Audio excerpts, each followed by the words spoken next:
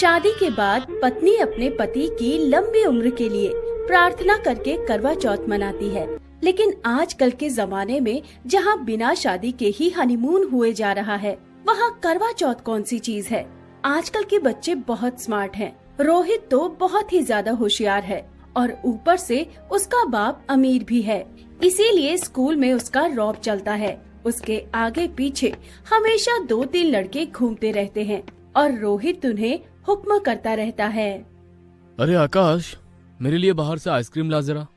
रोहित के कहने पर आकाश स्कूल के बाहर से आइसक्रीम लाता तो है, लेकिन लाते लाते आइसक्रीम पिघल चुकी होती है। इसीलिए रोहित बहुत गुस्सा हो जाता है। आइसक्रीम पिघल क्यों गया? लानत है तुझ पर, एक काम ठीक से नहीं कर सकता है तू। ये बोलकर रोहित ने आकाश को थप्पड़ मारा। रोहित ऐसे ही सब पर अपना रौब जमाता है, सिवाय नेहा के।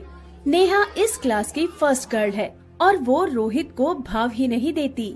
यार नेहा, रोहित तो दिन ब दिन हैंडसम होता जा रहा है। काश वो मेरा बॉयफ्रेंड होता। क्या हमेशा रोहित रोहित करती रहती है? क्या दिखता है तुझे उस रोहित में, लफंगा कहीं का? अरे जाने मन, मुझे रोहित में जो दिखता है तुझे भी दिखेगा।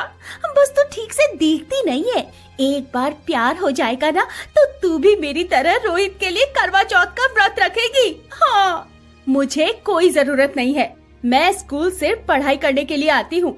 मुझे पढ़ाई करके नौकरी करनी है, परिवार को गरीबी से मुक्त करना है। नेहा के माता पिता बहुत गरीब थे, इसीलिए नेहा मन लगाकर पढ़ाई करती थी। उसी क्लास में एक और गरीब लड़का पढ़ता था। उसका नाम था लोकेश। लोकेश नेहा से प्यार तो करता था, लेकिन वो कभी नेहा को ये बात बोल नहीं पाया। वो डरता था नेहा से। ऐसे ही हर रोज सुबह से शाम तक क्लास में कुछ न कुछ होता रहता था। लेकिन एक दिन ऐसा कुछ हुआ जिससे नेहा की पूरी जिंदगी बदल गई। स्कूल में मोबाइल फोन ले आना मना था, लेकिन रोहित किसका सुनने वाला था। वो हर रोज क्लास में फोन लाता था और इस बात से नेहा परेशान हो गई। नेहा क्लास की मॉनिटर थी। उसने ये बात टीचर को बता दी। टीचर, क्लास में मोबाइल फोन ले आना मना है ना, लेकिन रोहित हर रोज मोबाइल लाता है और सबको दिखाता है। वो सबको परेशान करता है टीचर। टीचर गुस्सा हो गए। रोहित, तुम अमीर बाप के बेटे हो, इसका मतलब ये नहीं कि तुम कुछ भी करोगे। अगली बार ऐसा हुआ तो तुम्हें स्कूल से निकाल दिया जाएगा। टीचर रोहित का मोबाइल लेकर चले गए। रोहित मन ही मन बहुत ज्यादा गुस्सा हो गया। आकाश ने रोहित से कहा, रोहित, इस नेहा का कुछ करना पड़ेगा। इसकी एक्सीडेंट करवा देते हैं। नहीं, मैं नेहा के साथ उससे भी बदतर करने वाला हूँ। मैं इसे अपने प्यार के जाल में फंसाऊंगा और उसके बाद रोहित ने पूरा प्लान बना लिया था। क्लास के बाद लोकेश नेहा के पास गया और कहा, नेहा, तुमने बिल्कुल सही काम किया है, लेकिन उस रोहित से बच के रहना। मैं तुम्हें घर छोड़ दूं? नहीं, मैं अकेली जा सकती हूँ। नेहा चली गई। नेहा गुस्से वाली थी और वो किसी भी लड़के से बात नहीं करती थी। रास्ते में नेहा के सामने अचानक से रोहित आ गया। नेहा डर गई। क्या बात है, तुमने मेरा रास्ता क्यों रोका? नेहा ने सोचा कि रोहित अभी उसे मारने वाला है, लेकिन नेहा को चौंकाकर रोहित ने कहा, नेहा, तुमने आज जो किया उसके लिए मैं तुम्हें थैंक यू बोलने आया हूँ। क्या थैंक यू मुझे? लेकिन क्यों? मैं पैसों के अहंकार में अंधा हो गया था। मोबाइल और गेम्स के चक्कर में मेरी पढ़ाई नहीं हो पा रही थी, लेकिन मोबाइल चले जाने के बाद मुझे अभी पढ़ाई करने में अच्छा लग रहा है। Thank you Neha. नेहा खुश हुई और हंसकर कहा, कोई बात नहीं। अब वैसे तुम जितने बुरे दिखते हो उतने बुरे हो नहीं, काफी अच्छे हो। हाँ, वो तो मैं हूँ। और ऐसे ही नेहा रोहित के जाल में फंस गई। उन दोनों की दोस्ती हो गई और रोहित ने कहा, नेहा, मैं पढ़ाई में तुम्हारी तरह अच्छा नहीं हूँ, मुझे पढ़ने में मदद करोगी? हाँ रोहित, क्यों नहीं। आज शाम को बैठते हैं फिर, लेकिन मेरा घर टूटा फूटा है। कोई बात नहीं, चलिए आओ मेरे घर पे। नेहा शाम को रोहित के घर चली गई और दोनों मिलकर पढ़ाई करने लगे। लोकेश ने ये देखा तो मन ही मन सोचने लगा, हाँ? नेहा रोहित के चक्कर में कैसे पड़ गई? नहीं नहीं, रोहित अच्छा लड़का नहीं है, जरूर कुछ गड़बड़ है। लेकिन धीरे धीरे नेहा रोहित के प्यार में पड़ रही थी। वो एक साथ स्कूल आने लगे थे, एक साथ एक ही डेस्क पर बैठने लगे थे।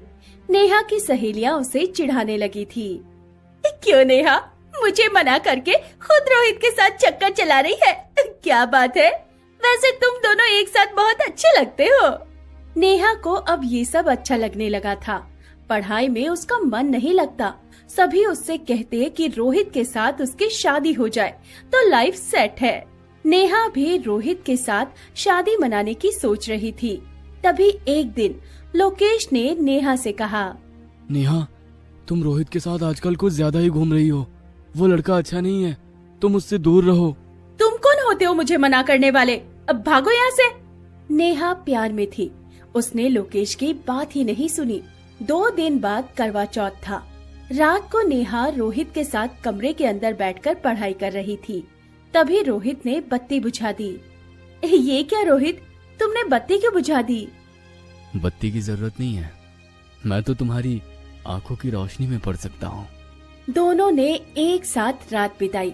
बाहर बिजली कड़की और बारिश भी होने लगी।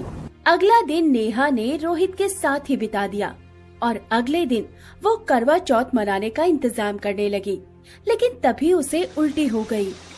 अरे ये क्या हुआ? अभी उल्टी क्यों हो गई? मैं प्रेग्नेंट तो नहीं हूँ? नेहा गर्भवती हो गई थी। वो तभी रोहित के पास गई और सब कुछ कह दिया। रोहित ने कहा, मुझे पता है, मेरा तो यही प्लान था। प्लान था? मतलब तुम मुझसे शादी करोगे ना? शादी? और तुमसे? हाँ, मैं तो बस बदला ले रहा था। उस दिन तुमने टीचर को मेरे बारे में बताकर ठीक नहीं किया था नेहा। क्या? इस वजह से तुमने मुझे गर्भवती कर दिया? तुमने मेरी जिंदगी खराब कर दी। हाँ, अब क्या होगा? मुझे क्या पता। हाँ, होगा। लोग तुम पर थूकेंगे, मुझे मजा आएगा। रोहित चला गया। नेहा को समझ में नहीं आ रहा था कि वो करे तो क्या करे। उसकी आंखों के सामने अंधेरा छा गया और तभी लोकेश आया। नेहा, मैंने तुमसे कहा था ना कि रोहित अच्छा लड़का नहीं है। मुझसे गलती हो गई, लेकिन मैं कुंवारी माँ कैसे बन सकती हूँ? मैं किसी को मुंह दिखाने के लायक नहीं रही।